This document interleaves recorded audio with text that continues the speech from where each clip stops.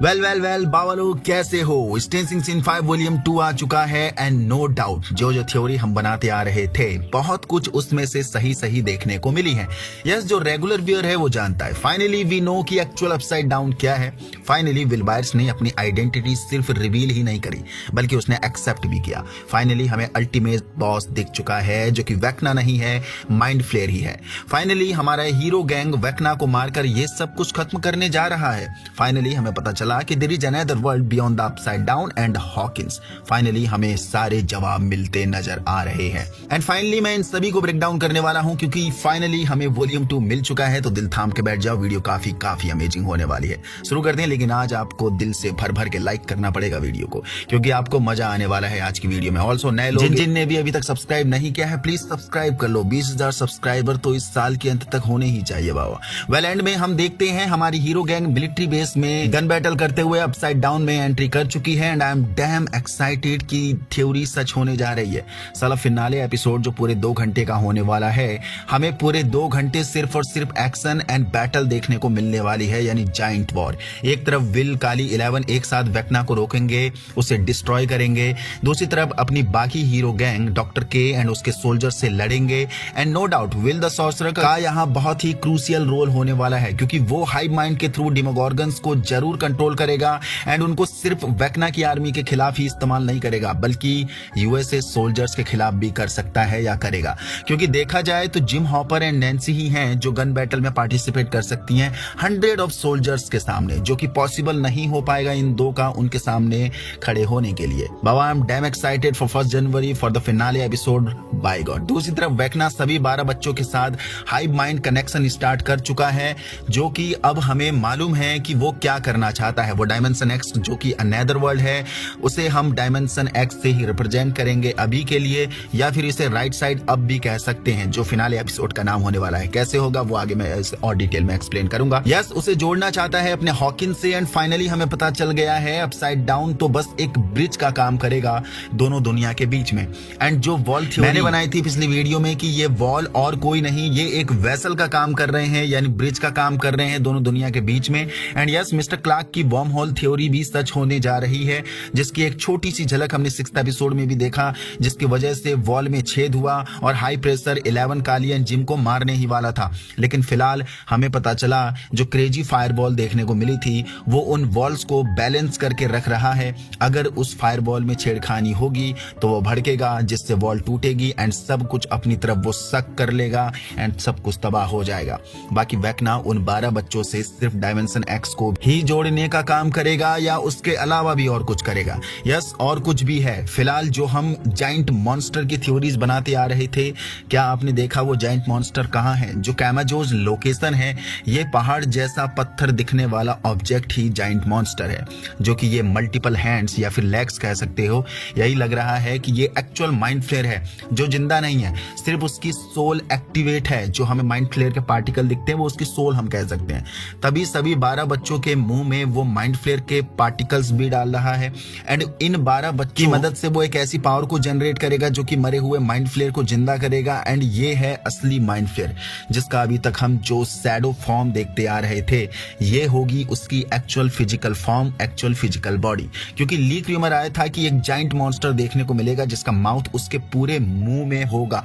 तो हमने कैमाजोज के इंटीरियर पार्ट भी देखा है डिटेल में इस वॉल्यूम 2 में, जो कि ये सारे दांत जो दिख रहे हैं ये सारा माउथ एरिया है माइंड फ्लेयर का, जो बहुत ही भयानक दिखने वाला है। एंड मे बी वेक्ना इस माइंड फ्लेयर को कंट्रोल करने वाला है, या फिर जो थ्योरी हमने बनाई थी कि वेक्ना ही एक्चुअल माइंड होगा इस जाइंट माइंड फ्लेयर की बॉडी का, क्योंकि पूरा अपसाइड डाउन वेक्ना के माइंड से जुड़ा हुआ है, वो हम बहुत पहले से देखते आ रहे हैं। तो अपनी हीरो गैंग की लगने वाली है बाबा। उन्हें इस जाइंट मॉन्स्टर की जरा भी भनक नहीं है। जितना आसान उन्हें लग रहा है वेक्ना को रोकने के लिए, उसे हराने के लिए, उतना आसान नहीं होने वाला है। मे बी ये 12 बच्चे माइंड फ्लेयर के हर एक लेग के अनुसार वर्क करने वाले हैं। आई एम श्योर कि ये पूरे 12 लेग होने वाले हैं इसके, और हर एक लेग के लिए एक बच्चा, यानी एक बच्चे की ताकत हर 12 लेग में जान भर देगा। एंड सेंटर में माइंड का काम करेगा खुद वेक्ना की बॉडी, उसका माइंड जो हाई माइंड के थ्रू इन सभी से जुड़ा हुआ है ऑलरेडी। मींस 12 बच्चे एक सेल की तरह काम करेंगे जो इनकी एनर्जी को, माइंड फ्लेयर को अलाइव अलाइव रखने की एनर्जी में कन्वर्ट करेगा। एंड एक भी बच्चा गायब हुआ तो वो एनर्जी फ्लो टूटेगा एंड माइंड फ्लेयर फिर डेड हो जाएगा। बाकी वेक्ना ने जो सीजन 4 में 4 टाइम्स रिचुअल कंप्लीट किया था एंड में, वो भी फिजूल नहीं था। अब उसका मतलब भी समझ में आ रहा है। 4 टाइम्स रिचुअल की वजह से वेक्ना ने राइट साइड अप का दरवाजा खोला होगा खुद की एंट्री के लिए। तुम कहोगे कि राइट साइड अप क्या है? जिस वर्ल्ड में वेक्ना 12 बच्चों को रखा हुआ है, मे बी यही राइट साइड अप होने वाली है। एंड जो डायमेंशन एक्स या अनदर वर्ल्ड जिसे हम बोल रहे हैं, वो एक्चुअली राइट साइड अप होगी, यानी उसका नाम। And now वेक्ना right side up में सब कुछ जोड़कर नई दुनिया का मालिक बनना चाहता है, कंट्रोलर बनना चाहता है by the help of this giant mind flayer. तो boss, something very fishy is cooking behind the scene for the finale episode, finale ending. I am damn excited for this fucking plot। बाकी हमें Henry का younger version उसी केव में देखने को मिला है, जो एक साइंटिस्ट को मारकर उसका ब्रीफ केस खोलते दिख रहा है। तो आप मेरे रेगुलर व्यूअर हैं तो आपको पता होगा कि यहाँ इस ब्रीफ केस खोलने के बाद क्या हुआ होगा। Yes, the first shadow play में इस प्लॉट को ब्रीफली एक्सप्लेन कर रखा है। यहाँ इस ब्रीफ केस में माइंड फ्लेयर के पार्टिकल होंगे जो 1959 में हेनरी क्रील यानी यंगर हेनरी क्रील को इस केव में आने के बाद मिला होगा। एंड ये माइंड फ्लेयर के particle then younger Henry Creel की बॉडी में चले जाएंगे। एंड इस मोमेंट के बाद हेनरी क्रील जो डायमेंशन एक्स पहुंच जाएगा, यानी यही यंगर हेनरी क्रील जो लगभग 12 घंटे तक डायमेंशन एक्स में घूमते रहेगा, यानी राइट साइड अप जो भी हम बोल रहे हैं। तो कंफ्यूज मत करना, right side up, dimension x, ये सब एक ही होने वाला है। अनदर वर्ल्ड जो हम बोल रहे हैं, ये सब एक ही होने वाला है। एंड ये वाला पार्ट वॉल्यूम 3 की स्टार्टिंग में जरूर एक्सपेंड होने वाला है कि यंगर हेनरी क्रील को क्या क्या मुसीबतों से गुजरना पड़ा था डायमेंशन एक्स में, यानी राइट साइड अप में, जिसके पीछे हम थ्योरी बना रहे थे कि तभी शायद हेनरी क्रील उर्फ वेक्ना इस केव में नहीं आता है, क्योंकि उसने बचपन में ये ट्रॉमा झेला हुआ है।